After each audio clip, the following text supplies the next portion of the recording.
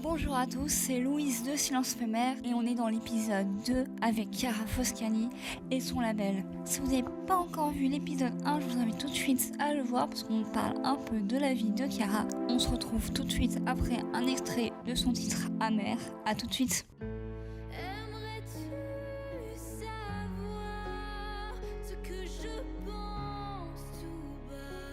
Alors l'écriture, c'est marrant parce que dans ton EP que tu as sorti l'année dernière, toutes les chansons elles sont en anglais.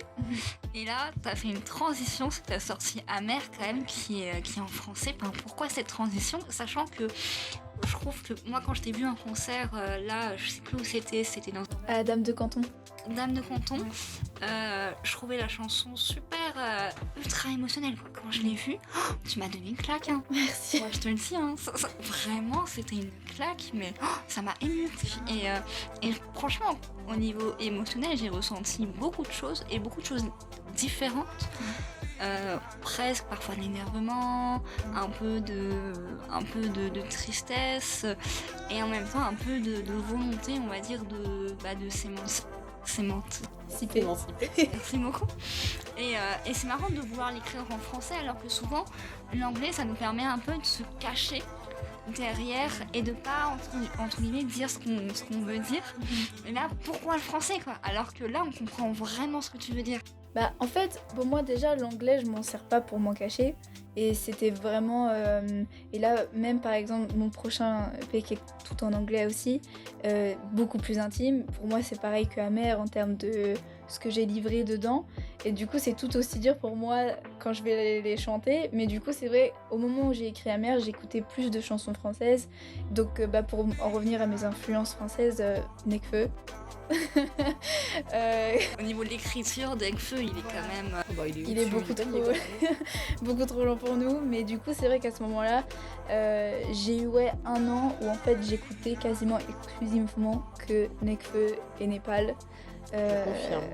Et j'étais pas très bien, je l'admets.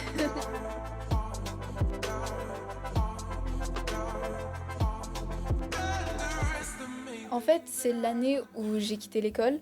Et du coup, j'arrive en septembre où d'habitude tout le monde fait sa rentrée scolaire et là je me retrouve toute seule à devoir me créer mon propre planning et à faire ma vie quoi. Du coup là j'étais vraiment dans la musique, enfin j'étais plus non plus à l'école à la maison donc je devrais gérer ma vie toute seule. Et je me souviens à ce moment-là, Nekfeu venait de sortir son dernier album Histoire Vagabonde et je l'avais commencé à l'écouter l'été et je me suis dit non. J'avais lancé 2 sons, j'étais tombée sur à l'unisson, j'ai fait ok stop.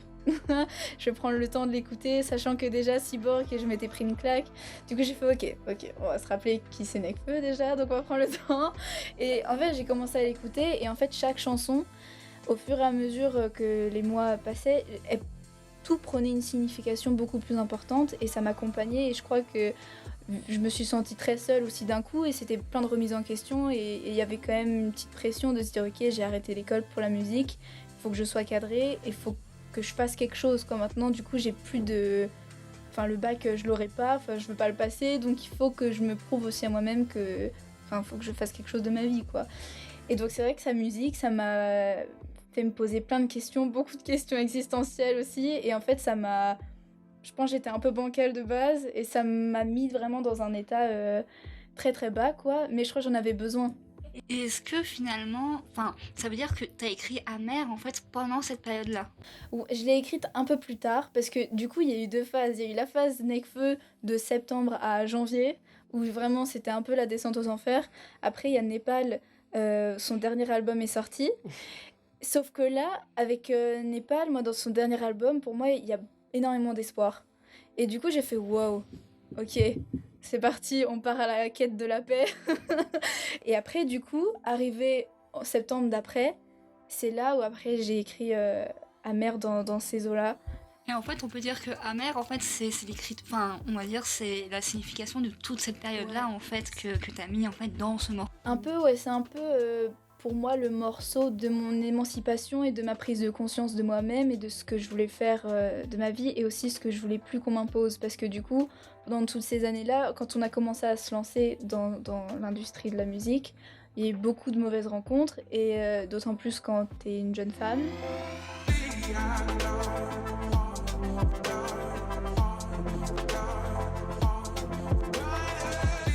fait, j'étais complètement perdue au moment où j'écrivais Amer aussi, et un gros ras-le-bol de... j'avais l'impression d'être juste plein de fragments de personnalité de ce qu'on avait voulu m'imposer pendant de toutes les rencontres, en me disant il faut que tu sois comme ci, comme ça, et il faut que les gens te perçoivent de telle façon, etc.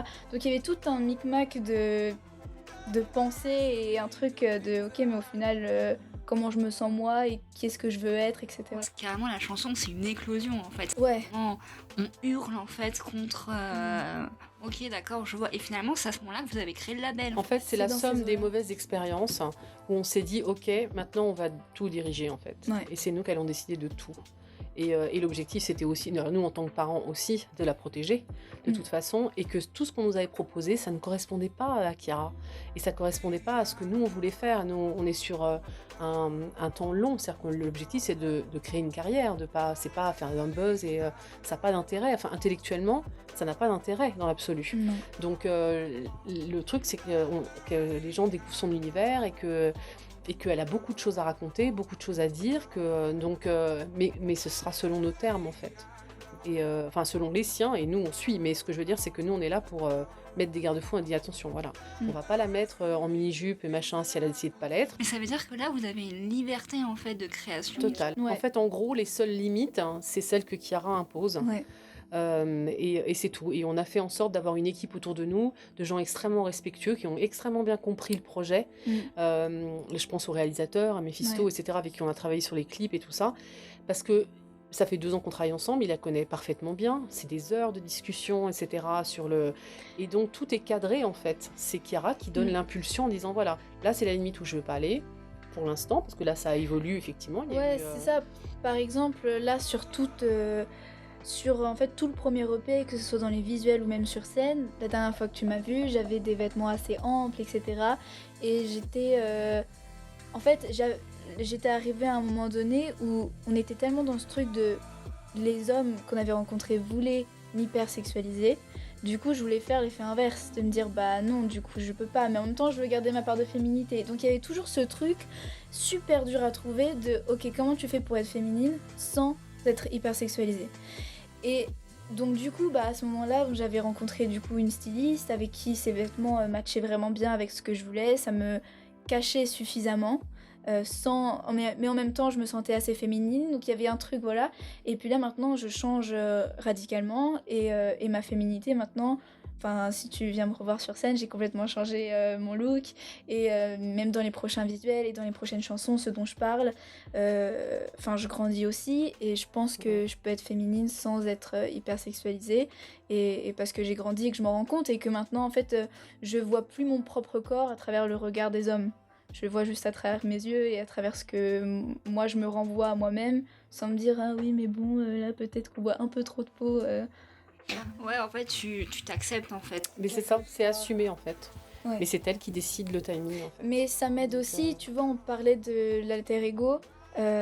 Sur scène, oui, il y a ce truc de bah oui, je montre un peu plus de peau, mais ça reste de la peau.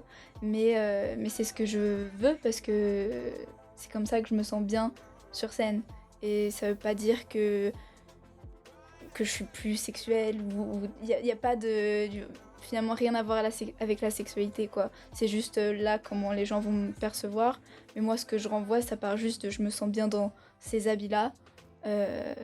Avec un peu moins de matière certes, mais voilà, il n'y a pas d'arrière-pensée derrière et surtout déconstruire juste ce regard masculin qui... De toute façon, on peut pas le changer, ça, pour le coup. Et j'ai envie de dire que, d'ailleurs, elle le disait très bien, d'ailleurs, Billie Eilish, dans son... Oui. C'est pas la responsabilité de Chiara, ni de ce que les gens reçoivent et comment ils le reçoivent et comment ils l'interprètent. C'est leur problème. Ah, c'est la chanson Not ma responsabilité. Mais c'est ça, mais c'est exactement ça. Et c'est pas son problème, en fait. De toute façon, ils seront jamais contents parce qu'ils vont toujours trouver quelque chose à dire. Et c'est vrai que Billie Eilish, elle le dit super bien dans cette chanson-là.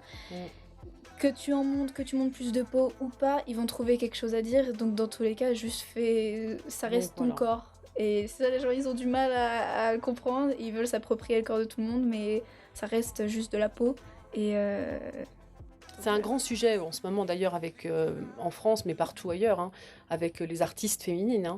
parce que c'est un sujet qui revient beaucoup. Il y a beaucoup d'artistes, Iseult, elle en a parlé aussi, Oshi en a parlé aussi. Il y en a plein en fait. Le truc, c'est que c'est parce que c'est un sujet de société on parle du patriarcat finalement et alors particulièrement dans la musique où c'est une industrie encore très masculine, où les femmes sont très mises en avant, mais effectivement pour leur corps, etc. Je trouve qu'il y a un changement quand même sur la scène française aujourd'hui, en tout cas où les femmes prennent plus le pouvoir et refusent justement une espèce de diktat comme ça. Voilà, Pomme l'a fait beaucoup, on a pas mal parlé aussi, etc. Et je trouve que c'est hyper important parce que elles sont pas l'objet de ces messieurs en fait. Elles sont des artistes, des entrepreneuses, elles maîtrisent leur carrière en fait de A à Z, donc et c'est la majorité des artistes aujourd'hui quand même. Hein. Mais je pense aussi que dès l'instant aussi, on aura aussi plus de femmes dans les postes de direction, de label, etc. Le mouvement, il va prendre beaucoup plus entre guillemets d'ampleur et ça va être presque naturel de ne plus imposer entre guillemets à l'artiste, à part si c'est une collaboration avec une marque. Bon là, je peux comprendre qu'on impose à l'artiste de mettre tel ou tel vêtement. Oui, mais après, c'est libre à l'artiste d'accepter cette collaboration, c'est toujours pareil, quoi. Donc, et après, moi, je suis pas en train de dire que tous les responsables de labels, etc., hommes, sont nuls, hein. C'est vraiment loin d'être le cas. Il y en a qui sont normaux, enfin qui acceptent, enfin qui sont juste humains en fait, et il y en a beaucoup heureusement. Et dans notre entourage, on en a beaucoup et on travaille qu'avec des gens comme ça qui sont ouverts, qui sont à l'écoute, qui sont bienveillants et qui sont pas en train de vous regarder comme de la chair à dévorer, quoi, on va dire. Mais voilà, c'est tout. Et c'est pour ça aussi que là, toutes les personnes avec qui on travaille, c'était super important de bien les trouver. Par exemple, Mephisto, le réalisateur, on l'a rencontré parce qu'une équipe juste avant venait de nous lâcher à 1 mois du tournage du clip de Queen of Disaster, et du coup on l'a rencontré, on l'a eu au téléphone et on était assez dans le rush parce que du coup on avait moins d'1 mois pour tout mettre en place et on n'était pas censé le rencontrer en fait avant le jour du tournage, et j'ai fait au cas où j'aimerais juste vérifier en vrai parce que en fait ça allait juste jouer à comment il allait me regarder parce qu'il y avait eu tellement de mecs avant. Jusque là. Ah non, c'est ça en fait. Parce qu'en fait c'est hyper important. Il y a vraiment pour moi la façon dont, là en tout cas, bon ça peut être les femmes aussi, mais moi ce qui m'a le plus marqué c'était le regard de certains hommes là dans cette industrie-là. Soit ils te regardent vraiment mais ton corps, soit ils te regardent pour l'artiste que tu es. Et en fait avec Mef, il y a aucun doute quoi. Donc j'ai fait ok, bon c'est bon. Donc et pourtant j'étais très réticente et au début j'ai fait bon, ça va, mais quand même parce que j'avais vraiment profondément peur qu'après il y ait ce truc où on m'impose encore et on me regarde de cette façon-là qui est pas agréable quoi, où c'est pas moi, c'est parce que, et du coup parce que ça remet tellement de choses en question, tu dis ok, mais du coup qu'est-ce que je renvoie sans faire exprès pour qu'on me regarde de cette façon. Et les premiers regards comme ça, on les a posés, j'avais 15 ans. Ouais, c'est ça. C'est trop tôt. À 15 ans... Bien sûr que c'est trop tôt. Même pas encore la majorité sexuelle. Non, même déjà pas. Donc quand t'arrives à 14-15 ans dans ce milieu-là et que les premiers regards qu'on pose sur toi, c'est pour que tu sois un pur produit marketing, mais du coup d'une façon très sexuelle, en fait tout de suite t'es super sexualisé, tu te dis mais ok, est-ce que c'est juste eux qui sont bizarres, ou alors est-ce que sans le faire exprès, je renvoie quelque chose, est-ce que en leur disant bonjour, je les ai regardés d'une façon qui... Enfin, tu vois, il y a un moment donné où je me suis pété le crâne. Ça se voit que c'est important pour toi finalement, cette connexion en fait, et surtout ce côté un peu est-ce que la personne est un gros pervers ou pas. Mais c'est hyper important, parce qu'à 15-16 ans, on est les jeunes femmes et même les jeunes garçons sont en pleine construction. De leur image, de leur sexualité, de tout ce qu'on veut, et c'est fondamental. Et le premier abruti, il n'y a pas d'autre mot, qui va regarder une jeune fille comme ça, un peu de travers, une façon un peu déplacée, malsaine et déplacée, mais ça a des effets cataclysmiques derrière, donc ça a vraiment c'est compliqué. Beaucoup trop d'effets pour qu'on n'en parle pas après, quoi. Et là, j'avais 15 ans, j'en ai 19 maintenant, et j'ai toujours ces appréhensions avant. Donc quand on va à un rendez-vous avec des hommes, etc., il y a toujours ce truc de bon, est-ce que ça va bien se passer, est-ce qu'il va être suffisamment intelligent, ou alors juste parce que je suis une femme, va y avoir un truc qui est un peu biaisé. Enfin, il y a tout un truc comme ça qui est chiant.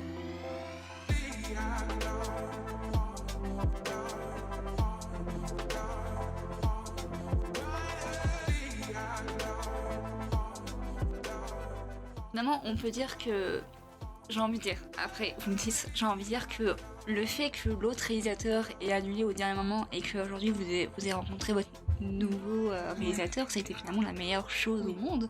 Parce que quand on voit les articles, les clips qui sont réalisés, ils sont super jolis, ils sont super artistiques, il y a de l'image en fait. Mais en fait, ça nous montre, nous ça nous prouve ça, mais on s'en rend compte tous les jours, qu'il y a toujours du bon à tirer de tout en fait. C'est ça. Et que finalement, moi je crois pas forcément au destin et machin, etc. Mais En même temps, tu tires les cartes. quand je tire les cartes, c'est vrai, mais enfin bon, une fois par mois on va dire, mais voilà. Et puis c'est Chiara qui le fait, donc bon, c'est pas non plus, c'est pas Madame Irma, donc ça va. Mais ceci dit, c'est vrai que et à chaque fois on se dit ça, hein, il y a toujours quelque chose de bon à tirer. Et c'est pas anodin les rencontres, de toute façon, parce que la rencontre avec Mev s'est faite suite à plusieurs autres rencontres avant, parce que c'est quelqu'un qui nous a mis en relation, etc.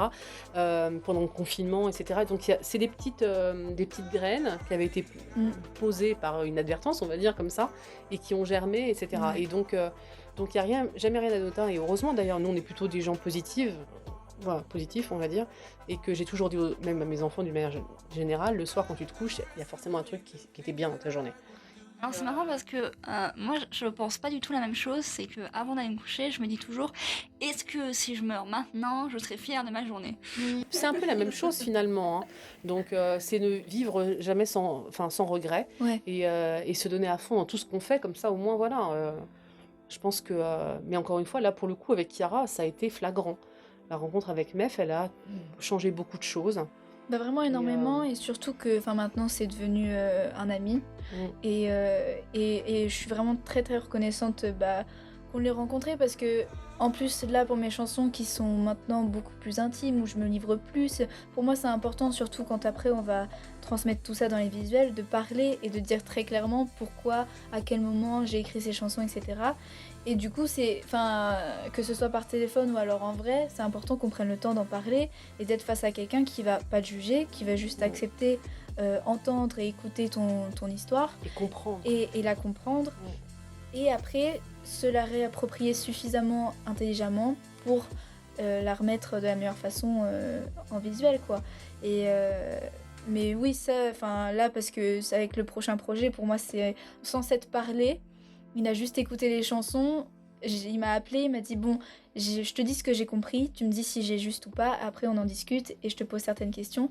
Et il avait tout juste. Parce que ça veut dire qu'au niveau de tes clips, entre guillemets, tu les réalises pas, c'est-à-dire que tu montes ta musique et c'est lui qui donne ses idées, ou est-ce que tu donnes des idées et vous travaillez ensemble? C'est un échange en fait. C'est un échange et ça dépend des clips. Je sais que par exemple pour ma Glass of Wine, quand j'ai écrit la chanson, je l'ai écrite en visualisant exactement les scènes, etc.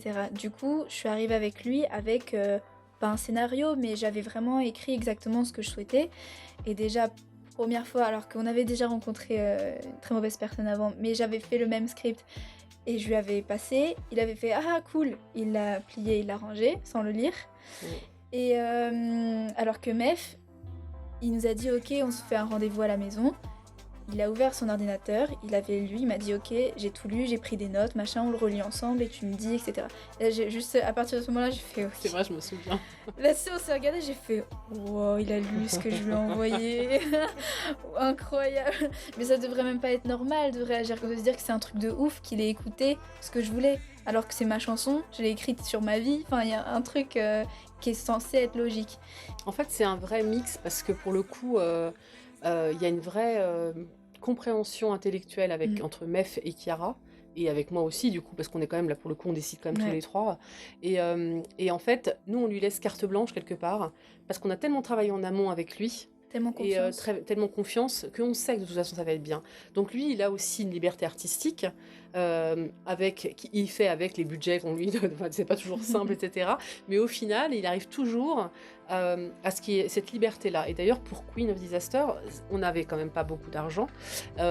Et en fait, il a tellement kiffé le projet et il l'a tellement bien vendu à ses copains, techniciens, machin, etc., que tout le monde est venu travailler bénévolement, en fait, sur le projet. parce que ils avaient une liberté artistique et que le chef-op, par exemple, Hugo Dordelay, il a pu mettre en place des choses qu'il n'avait pas réussi à placer dans d'autres clips, etc. Donc il y a eu une vraie liberté qui a été donnée. Et c'est aussi pour ça qu'on a fait une grosse campagne de crowdfunding pour My Glass of Wine, parce que nous, l'objectif, c'était de travailler avec la même équipe, de pouvoir les payer aussi, surtout vraiment bien, etc. Et que maintenant, l'objectif, naturellement, c'est dans tout l'absolu. C'est toujours de payer les gens. Hein. C'est ça que le premier, c'était plus compliqué, forcément, au démarrage. Mais il y a eu une vraie confiance. Hein. Oui, il faut bien commencer quelque part, quoi. Mais du coup, il y a une vraie confiance. Et ça, mine de rien, quand on est arrivé sur le tournage et qu'il y avait autant de personnes impliquées, ça donne un peu le vertige. On dit, et en fait, ça donne une réalité à la musique. Là, pour le coup, on dit, voilà, ça y est, quoi. C'est mis en image, c'est pas... En fait... Alors je crois, j'ai du mal à le dire, mais je crois que je suis quelqu'un d'assez matérialiste et j'ai besoin de pouvoir voir vraiment et toucher les choses pour m'en rendre compte. Et c'est vrai que là, quand c'est mis visuellement, quand j'avais la tenue, quand il y avait les danseurs, quand il y avait tous les techniciens, que les décors et tout ce que j'avais imaginé, tout ce que j'avais vu dans la vidéo qu'ils nous avaient envoyée de présentation, etc., de ce qu'on allait faire, quand t'arrives et que t'as toutes ces personnes-là, tous les prénoms à retenir, tu te dis ok, ils sont tous là du coup pour ma chanson, encore une fois que j'ai écrite dans ma chambre, j'avais 15 ans, sur ma vie, sur ce que je ressentais, tu sais, il y a un truc, tu te dis mais c'est un peu fou quand même.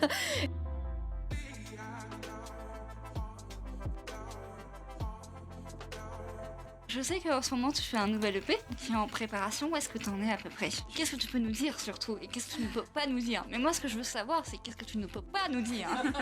Ok, alors ce que je peux dire déjà, c'est que juste avant de venir, j'ai fini d'enregistrer les dernières voix. Donc là, si tout est bon, etc., j'ai fini ma partie. Donc ça, c'est fou. On y est depuis septembre avec Edgar Michaud. On a travaillé comme des fous dessus. Donc ça, déjà, c'est incroyable. Il est beaucoup plus intime en anglais. En gros, c'est un peu un résumé de ces 2 dernières années. De pas mal. En fait, c'est un peu un deuil.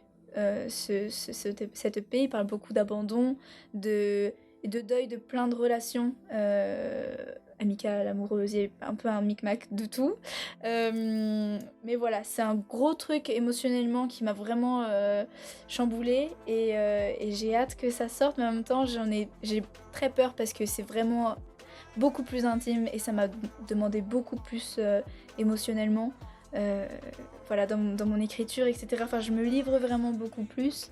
Donc il y a un truc un peu de mise à nu totale de ok, voilà, il s'est passé ça. Et voilà, j'ai plus envie de me cacher sous beaucoup de métaphores, etc. Et voilà, encore une fois, c'est la suite de l'émancipation encore. Et voilà, de plus avoir peur d'être soi-même. Et au niveau des influences? Influence, FK Twigs, Halsey. Je sais toujours pas comment on prononce son prénom, mais il y a aussi Sufjan Stevens. Je suis pas sûre de bien prononcer. Est-ce que un peu plus dans les sonorités toujours pop? Ouais, on est même plus pop. On est dans quelque chose de plus pop. Mais pop barré, hein, avec, quand même. Hein. Ouais. Attention, trop d'indices là. Bon, en même temps, non, mais c'est pop barré quand même. Ouais, on est sur de la pop, mais avec toujours un côté un peu avec de la distorsion et des trucs où ça pète un peu dans tous les coins, parce que j'aime pas quand c'est trop lisse. Et en fait, c'est sur le fil. Oui. À chaque fois, voilà. On aurait dû l'appeler comme ça, tiens, sur le fil. En tout cas, merci à vous deux d'avoir pris ce temps d'échanger un peu sur vous, sur Cara, et c'est aussi le label. Ce que j'adore, c'est vraiment cette recherche de connexion humaine que vous recherchez. C'est aussi ce côté familial en fait, et aussi ce côté vraiment passion musique. Enfin, vous êtes vraiment sur ces 3 piliers comme un triangle, pas Illuminati bien évidemment, mais mais vraiment sur un triangle à 3 piliers sur connexion, amour et passion quoi. Et c'est ça qui est incroyable dans ce projet, c'est ce qu'on ressent en fait dans ce projet. Bravo, et c'est sûr que je vais écouter une nouvelle EP. Bah t'as intérêt, hein. Mais c'est bien, ça me fait plaisir que tu trouves qu'on le ressent effectivement dans notre travail, parce que c'est vrai que c'est hyper important pour nous quoi. Donc on est un peu des hypersensibles dans la famille, alors du coup forcément voilà, ça joue en tout cas, voilà. Merci à vous et bon courage pour la suite, et je vous souhaite vraiment le meilleur. Merci. Merci beaucoup.